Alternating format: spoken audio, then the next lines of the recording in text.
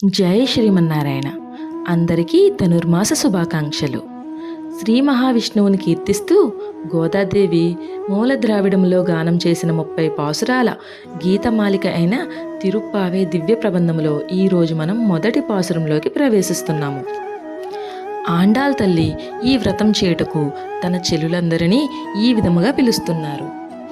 మార్గశీర్ష మాసం వెన్నెల నిండిన చంద్రుని కాంతులు వెదజల్లుతున్న వేళ, ఓ అందమైన ఆభరణములు ధరించిన రేపల్లె పడుచులారా, ఈ మార్గశీర్ష స్నానము చేయాలనుకున్న వారందరూ రండి.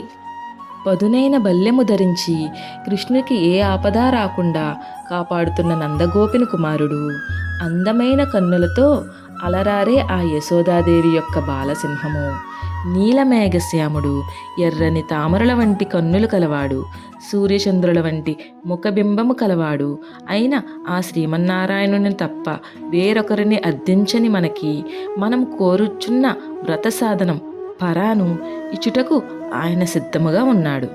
లోకానికి శుభాన్ని చేకూర్చే ఈ శ్రీవ్రతమును మనందరం కలిసి చేద్దాం రండి అని ఆండాళ్ తల్లి మొదటి పాసురంలో తన చెల్లులందరినీ పిలుస్తున్నారు.